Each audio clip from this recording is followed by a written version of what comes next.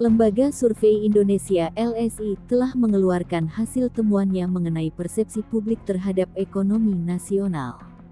Hasilnya, mayoritas publik masih menganggap negatif kondisi ekonomi Indonesia dalam kurun waktu setahun terakhir.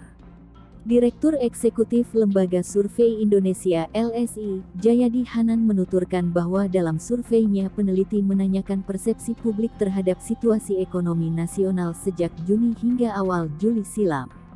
Publik beranggapan, mayoritas publik masih menilai buruk kondisi ekonomi nasional. Artinya persepsi ekonomi masih negatif, dibandingkan yang menilai positif masih sedikit. Penilaian negatif itu terhadap ekonomi itu merata di seluruh kategori demografis, gender, kemudian usia dan seterusnya, ucap Jayadi dalam keterangannya secara virtual, Minggu tanggal 24 Juli. Jayadi menambahkan, di sisi lain, persepsi anak muda terhadap kondisi ekonomi nasional justru positif saat ini. Jayadi juga menilai yang agak positif penilaiannya hanya di kalangan yang usia muda, atau pemilih pemula. Di sini tertulis ada 33% yang menilai kondisi ekonomi lebih baik, ada 20% yang menilai baik, ada penilaian positif dari kelompok yang paling muda.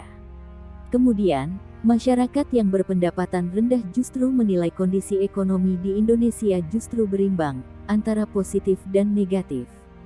Wilayah yang menilai positif pertumbuhan ekonomi ada di kawasan Jawa Tengah, Yogyakarta, Maluku, dan juga Papua.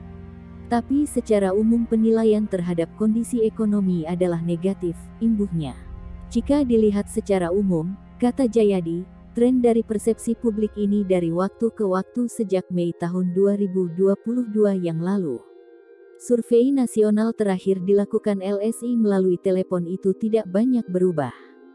Kondisi ekonomi masih stagnan, masih lebih banyak yang menilai negatif dibandingkan yang bernilai positif, Jayadi menyimpulkan.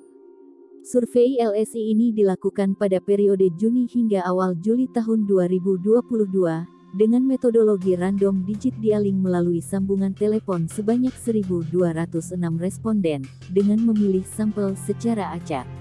Margin of error survei ini kurang lebih 2,9%, pada tingkat kepercayaan 29%, asumsi sample random sampling.